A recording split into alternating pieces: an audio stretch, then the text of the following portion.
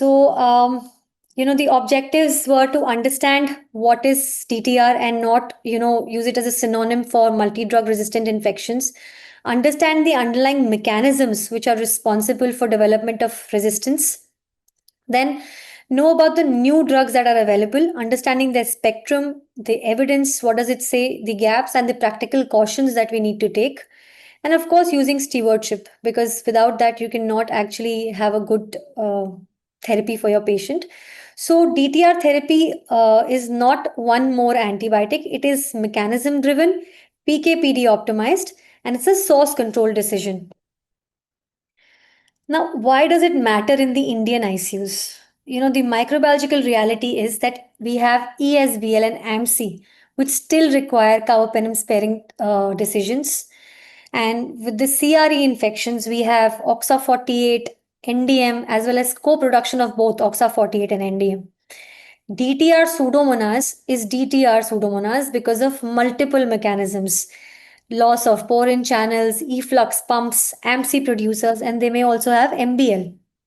Now, crab, we all know, is one of the hardest ICU pathogens to treat, not only because of the older active drugs, the toxicity profile, and the suboptimal therapeutic ranges that we get with these available drugs. The treatment reality is that the new agents that are available are very mechanism specific. So, if you select the wrong drug for the wrong mechanism, you will not achieve the desired outcome and the control of infection for your patient. And with the availability of the newer beta lactam options that exist, more and more strategies for using sparing colistin and polymyxin are being advocated. So, before I go ahead, just to revise the basic definition, multi-drug resistance means resistant to at least 2, 3 or more antimicrobial classes. XDR is resistant to all, but may be susceptible to 1 or 2 classes of antimicrobials. Pan-drug resistant is resistant to all the tested classes. And DTR is resistant to preferred first-line beta-lactams, beta-lactamase inhibitors, carbapenems, as well as fluoroquinolones. So what will happen? It will force the non-standard new drug strategy, especially in bugs like Pseudomonas. So DTR is basically an action label. It tells the clinician that usual high confidence ICU antibiotics that we use are no longer a treatment option for such a pathogen. Now, the gram-negative bugs that we deal with, the etiology for pneumonia, we have Klebsiella pneumoniae, Acinetobacter baumannii, Pseudomonas aeruginosa, E. coli, Stenotrophomonas maltophilia, Serratia marcescens, Burkholderia capacia complex, as well as Chrysobacterium indologens. So, when you isolate such bugs, especially in patients who are ventilated, you need to know whether you are treating a colonizer or a true infection. And if it is a pneumonia, if the patient has developed a new pneumonia, he may present with a new infiltrate, worsening hypoxemia, more increased or purulent secretions, rising inflammatory markers. Your cultures would start showing you specific such bugs. And then your clinical response would tell you that you're probably not giving the appropriate therapy and you're not covering for the right organism. So you need to be able to differentiate. Don't treat colonizers. Then if you do not have the response, before just jumping on to the culture report available and adding more antibiotics, rethink what syndrome are you dealing with. Is it really a true infection? Like I said, don't treat colonizers. Then how sick is your patient? Is he an immunocompromised host? Is he in septic shock? Have you controlled the source? Did you remove that line which was responsible for your patient's worsening? What underlying resistance mechanism are you dealing with? What are the MICs that you're dealing with the drugs that you've chosen? And the chosen drug, does it penetrate the site of infection? And are you monitoring for toxicity? So you have to keep all of these things in mind before actually thinking that the therapy that you've chosen is not working for your patient.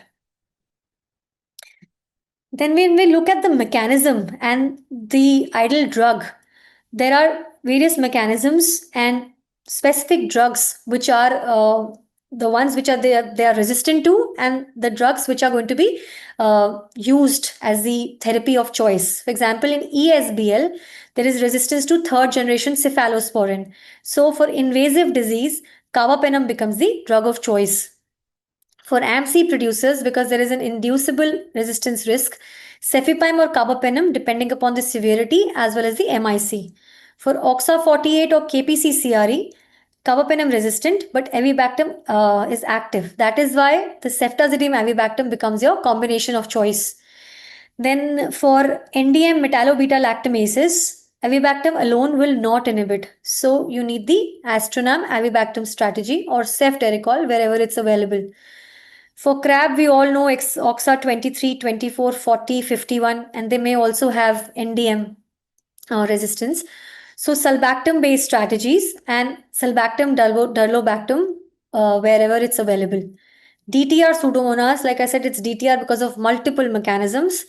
So the available strategy based on AST that are ceftalazone-tazobactam, imipenem relebactam, cefderocol, and zidebactam.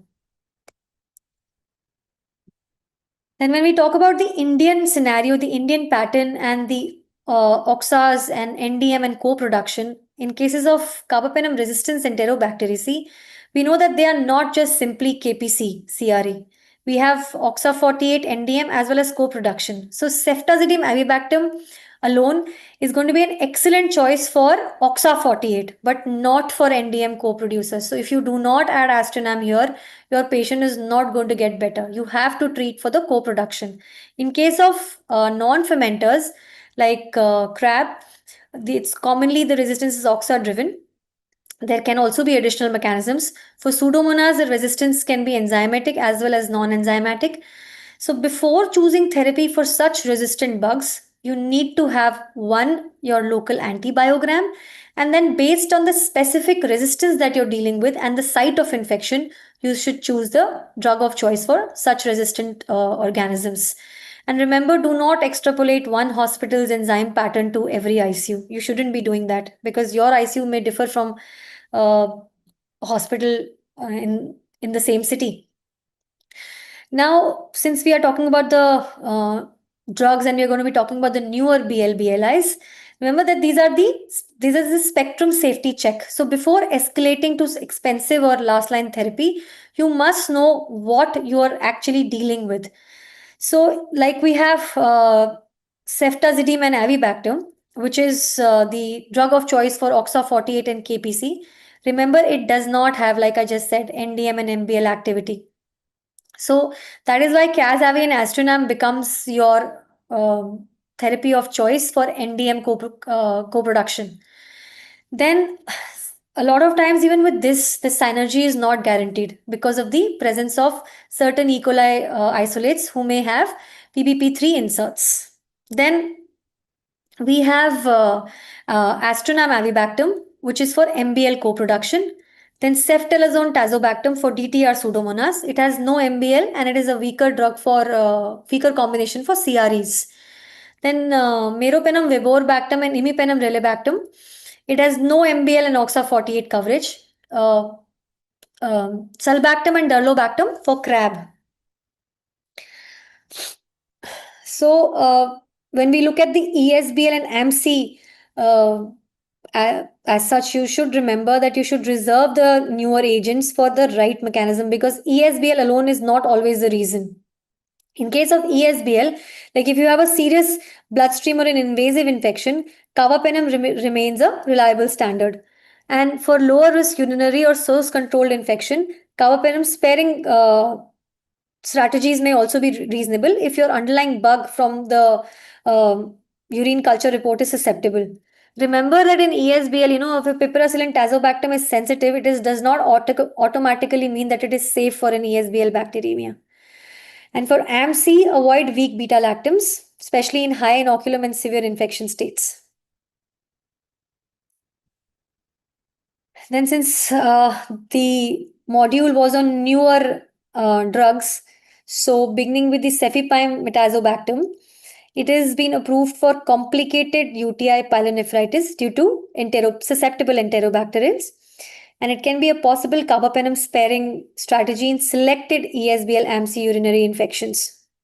It has been approved by FDA for adults with complicated UTI, including pyelonephritis. So remember, do not use it as an NDM MBL drug or OXA and KPC rescue drug, and do not use it as an universal, difficult to treat Pseudomonas drug. Then a word about the oral penoms, oral carbapenems. They have been only indicated in selected UTI, especially in stable patients with susceptible organisms. And when we look at the drugs, remember when I say oral carbapenem, penem, I mean tebipenem and pivoxil, these are not available in India, but this is an oral carbapenem which has been approved for complicated UTI, pyelonephritis. And salopenem etsadoxil probenecid, which is an oral penem approved for uncomplicated UTI in adult women with limited alternatives. Remember, these are not substitutes for early IV active therapy in shock, pneumonia, as well as uncontrolled source. Cefiderocol, I think I've already talked enough. Great drug for OXA-48 CRE as well as KPC CRE. Not for NDM MBL producers. Then we have regarding the NDM MBL infections, we know that the class B of Ambler classification, we have NDM, VIM, and IMP, which are the metallo-beta lactamases. And Aztreonam is stable for the metallo-beta lactamases, but it is destroyed by the co-production of ESBL, AmpC, and OXA enzymes. So Aztreonam has to be protected by Avibactam. So the fixed combination that is now available with Aztreonam and Avibactam, or when it is not available, you can use Cefiderocol-Avibactam, Aztreonam in cases of NDM infections. And always verify with susceptibility, synergy, and look at the clinical response. Then Cas-Avi Aztreonam, I think I've already told you this. The only thing I want to re-emphasize is that when you're giving these two drugs, you have to give them in a simultaneous infusion together. And unless you tell your staff this, if it is not given in a proper infusion, you will not get the desired response with this drug. Secondly, when you have NDM E. coli with PBP3 inserts, this drug will not be a good option. This therapy will fail, and it cannot be used as a blind, difficult to treat Pseudomonas option. Aztreonam-Avibactam, I think I've already mentioned this, that this is for NDM MBL producing enterobacterials, and particularly when we have the ESBL AmpC OXA co-production, which would destroy Aztreonam if given alone.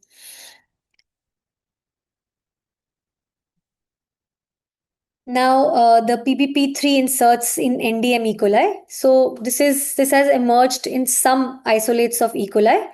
And what it does is basically it raises the MICs to Aztreonam-Avibactam or Cas-Avi Aztreonam, despite of the correct MBL logic that I've just been talking about. So if your NDM E. coli is not responding, you may have to discuss with your microbiologist as well as take your ID specialist's opinion and think of the alternative drugs depending upon the site of infection like fosfomycin, polymyxin B, Cefiderocol, or combination based on the MIC as well as the patient status. Now, Cefiderocol is a siderophore cephalosporin, and it has been approved for selected CRE-MBL producers as well as DTR Pseudomonas when susceptible. In complicated UTI, hospital-acquired bacterial pneumonia as well as ventilator-associated pneumonia in adults, and it uses iron uptake pathways. Do not use this drug as a casual coverall for resistant gram-negative bug infections. Cefepime-zidebactam. One thing I would like to say here that this has been an Indian origin and Indian research-backed drug, and it has been approved for complicated UTI pyelonephritis due to susceptible gram-negative organisms, and it's been approved for under-label use. It has promising resistant gram-negative pathogens due to PBP2 and PBP3. Now, zidebactam is a beta-lactam that has high affinity for PBP2 binding, and cefepime provides PBP3 activity. But do not use it empirically for every ICU DTR infection. We have a great lecture today planned for DTR Pseudomonas. Just would like to name the drugs which are established in anti-pseudomonal, the newer drugs. Cefiderocol-tazobactam, imipenem-relebactam, and ceftazidime-avibactam only if the AST supports. And newer salvage drugs like the Cefiderocol and cefepime-zidebactam. Meropenem, viborbactam, imipenem-relebactam are basically, KPC centered drugs, and MBL is a major gap. And that's another reason, they are not still available in India. We don't have KPC producing enterobacterials so much. So that's another reason why they are not into use here and not available. They are specifically for KPC producing enterobacterials when susceptible. Then plasmomycin, which is a next generation aminoglycoside. This has been approved for carbapenem resistance enterobacteriaceae, complicated UTI, pyelonephritis, and as a possible adjunct or salvage in selected CRE bloodstream infections.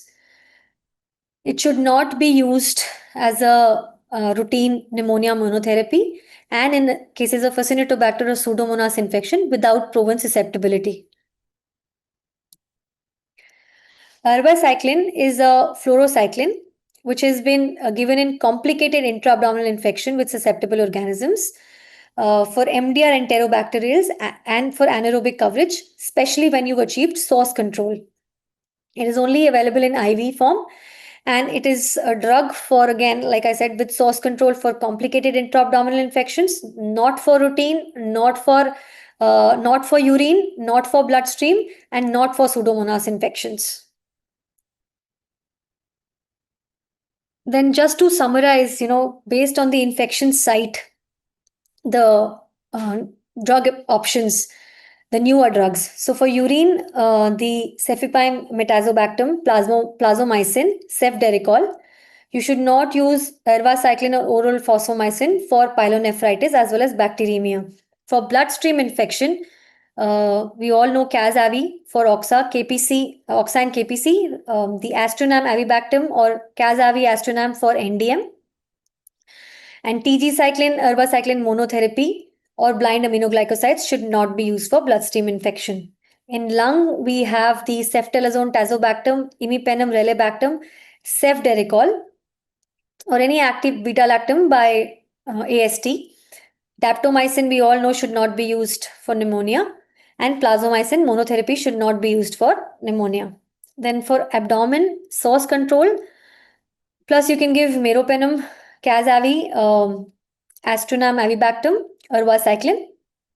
But in abdominal infections, I think it's not just for abdominal infections, but with these new drugs, they keep insisting on the source control. Source control is for every site of infection. You have to achieve source control. Unless you do that, you will not just get the desired response by just upgrading or changing or giving the right antibiotics, even with the culture sensitivity. So the common mistakes you should avoid with newer gram-negative drugs. You keep using ceftazidime-avibactam alone even when NDM is present. If you don't add Aztreonam, it will be an incomplete therapy. And you keep using Aztreonam strategy without thinking of the PBP3 insert in E. coli, especially when your patient is not responding. Calling cefiderocol as a universal solution and ignoring the possibility of crab and Pseudomonas. Adding plasmomycin to pneumonia because it is new and not thinking of the MIC and the PK logic. And like I said, forgetting source control while rotating through expensive antibiotics. Without source control, there is never a complete solution for achieving infection control. Then after the gram-negative drugs and the mechanisms, we have the gram-positive drugs as well. Now, we deal with, although they are not as common in the Indian ICUs as much as we have the gram-negative infections, but we do deal with MRSA and VRE as well. And, there is a lot of problem with the drugs that are available, the toxicity, the IV access, the monitoring that these drugs require. Like we have vancomycin, which is a great drug, but it also needs exposure monitoring. It has the potential for nephrotoxicity, and it also has tissue penetration limitations. Linezolid, like we know, it's an excellent drug, but with prolonged use, it has been associated with cytopenias, neuropathy, lactic acidosis, as well as the serotonin interaction. Now, daptomycin, we all know, gets inactivated by the lung surfactant, so it is not a good drug for pneumonia. So newer agents, they help, mainly improve convenience, stepping down the therapy and outpatient completion, and they have very specific MRSA indications. So tedizolid, which is now available, has been approved for acute bacterial skin and skin structure infections due to MRSA as well as streptococci. When oral or when oral, it's available both in oral and IV formulations, and it is a good step down alternative, especially when you achieve the desired response, you can switch to oral. And as a short course therapy for skin and soft tissue infections, and it is a great drug. The advantage is that it's once daily dosing, like if I compare it to linezolid, and as compared, it has lesser side effects to linezolid. Then ceftaroline is an MRSA active cephalosporin, again for acute bacterial skin and skin structure infections and community acquired bacterial pneumonia when MRSA coverage is needed, and selected MRSA bacteremia salvage combination. Then ceftobipirol is been approved for Staphylococcus aureus bacteremia, including right-sided infective endocarditis, as well as for acute bacterial skin and skin structure infections, as well as community-acquired bacterial pneumonia. It has been FDA approved for these four in 2024. Then dalvenecin and ortevenecin is been, they've been used for basically outpatient parenteral antibiotic therapy for acute bacterial skin structure infections due to gram-positive, including MRSA. It is a single dose or can be used as weekly strategies. Levonadifloxacin, again Indian anti-MRSA quinolone, approved for selected skin and soft tissue infections, as well as diabetic foot and polymicrobial infections. It has also been used in certain other conditions, but approved for skin and soft tissue infections. The potential advantage is that it works in acidic pH activity and has high intrapulmonary concentration. And when you look at the QT prolongation, it has lesser problems as associated with other quinolones for QT prolongation. So when we look at the gram-positive drugs and their placement for infections, so for tedizolid, it has been approved for acute bacterial skin and skin structure infections as an oral as well as IV therapy. Ceftaroline for MRSA skin and CABP. Ceftobipirol for Staphylococcus aureus infection as well as bacteremia as well as right-sided infective endocarditis. Dalvenecin, ortevenecin for ABSSI as well as for the OPAT simplification, and levonadifloxacin for selected skin soft tissue infections as well as diabetic foot. Gram-negative drugs, the ESBL, AmpC, UTI, you have cefepime-tazobactam. OXA-KPC, CRE, we have Cazavi, and meropenem-viborbactam and imipenem-relebactam for KPC, although we don't see that KPC in our Indian ICUs. NDM, MBL, you know about Aztreonam-Avibactam as well as Cazavi-Aztreonam. For CRE complicated UTI, plazomicin, Cefiderocol were available. Complicated intra-abdominal infection with MDR, source control and ervacycline when susceptible. DTR, Pseudomonas, ceftalozone, tazobactam, imipenem, relebactam, Cefiderocol, and cefepime-zidebactam by AST.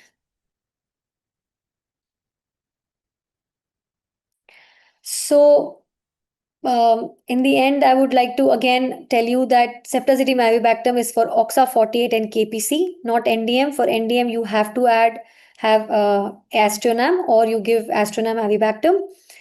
Cefepime-tazobactam for ESBL AmpC complicated UTI, plasmomycin for CRE complicated UTI, ervacycline for MDR complicated intra-abdominal infection with source control.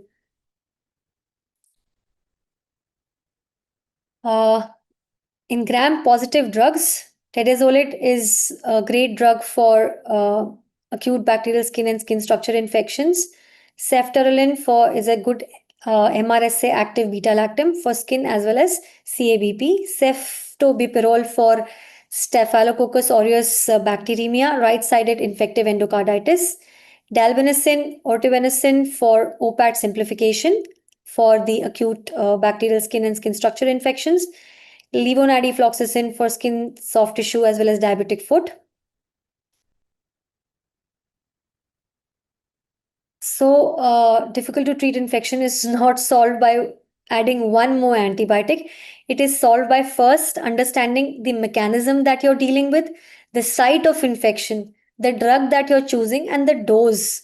And then whether you've achieved source control or not. And whenever we start a therapy, you must reassess at 48 to 72 hours for the response to the treatment that you started. You may choose the right mechanism, the right dose, the right site, but if, for example, like I said, if you don't achieve source control, you would not get the desired response. Thank you.